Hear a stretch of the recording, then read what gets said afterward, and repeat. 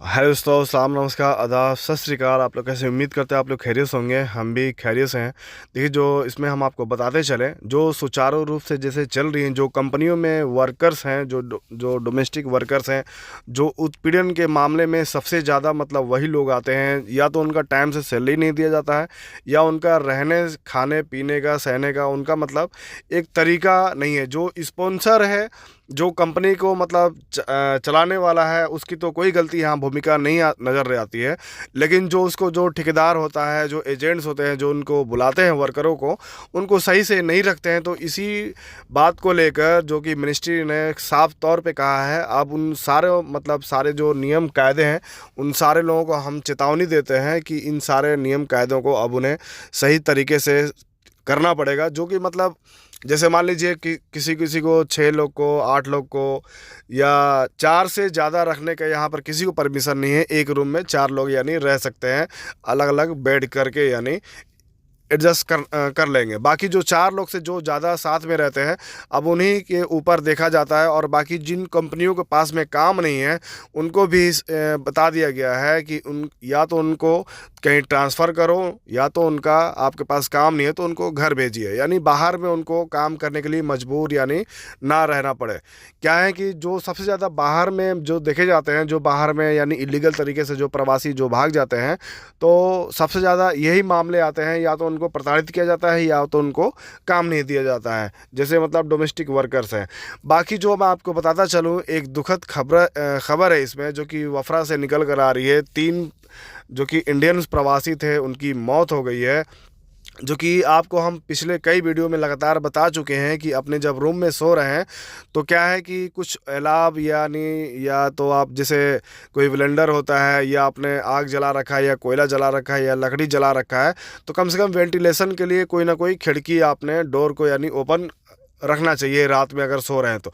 वही जो कि रूम में वो लोग 4 थे, जो कि एक की अभी हालत सीरियस है, उसको भर्ती कराया गया है। बाकी 3 लोगों की इसमें डेथ हो चुकी है। तो आप भी ऐसी मतलब अगर ये खबर आप तक पहुंचती है, आप भी ऐसी गलती करते हैं, तो अभी से आपको सतर्क हो जाना चाहिए कि ऐसी गलती आप दोबारा ना करें, क्योंकि ये जानलेवा हो सकती है। आपको मालूम है कि जब तक वेंटिलेशन नहीं मिलेगा, यानी एयर पासिंग नहीं मिलेगा, जो उसका गैस है, जो कि जहरीली एक गैस जो कि बन जाती है, जब उसको बाहर का हवा नहीं मिलेगा, साफ़ फ्रेश हवा नहीं मिलेगा, तो वो एक जहरी हो जाएगा। तो वही जो कि 3 लोग इसमें डेथ हो गई है।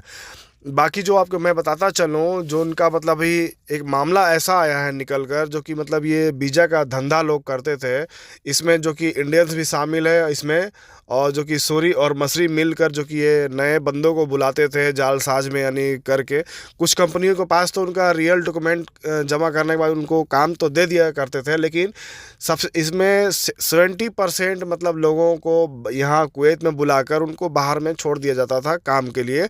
तो उन्हीं में से अगर आप भी होंगे, क्योंकि ये 550 करीब है, जो कि एक वीज़ा का वो लोग 400 केडी यानी तराजुल के नाम पर भी लेते थे, और एक वीज़ा का भी बुलाने के लिए वो 2000 केडी तक यानी उनकी जो सैलरी बेसिक होती थी, वो उनको बताते थे कि यानी 500-600 दिनार की आपकी सैलरी लगेगी। इसीलिए मतलब लोग क्या है कि 2000 केडी खर्चा करके यहाँ पर चले भी आते थे। तो ऐसी गलती आप ना करें। अगर ऐसे में हैं तो कम से कम आपको क्या है कि घर से जब आप आ रहे हैं, तो एग्रीमेंट्स अपने साथ में लेकर आए, ताकि आपको एक यहाँ पर सबूत हो। आपको बाद में वो यहाँ पर केस मुकदमा आपको जो भी करना है, तो ऐसी गलती आप ना करें। नए वीज़ा पर यहाँ पर आ रहे हैं तो अगर आपको देखिए तनाजुल लेना है, तो क्या है कि आपको जो स्पॉन्सर है, जो कुवैती है, उसी से बात करना चाहिए, ना कि किसी और से। हाँ, आप किसी का हेल्प इसमें ले सकते हैं, आपका जानने वाला कोई है, कोई इंडियंस है, या आपका कोई जो कुवैती है जान पहचान का है, तो कोई मुश्किल नहीं है। लेकिन ऐसे जो कि मसरी है, सूरी है, उन पर आप भरोसा कर लेते हैं, यही आपकी मिस्टेक होती है।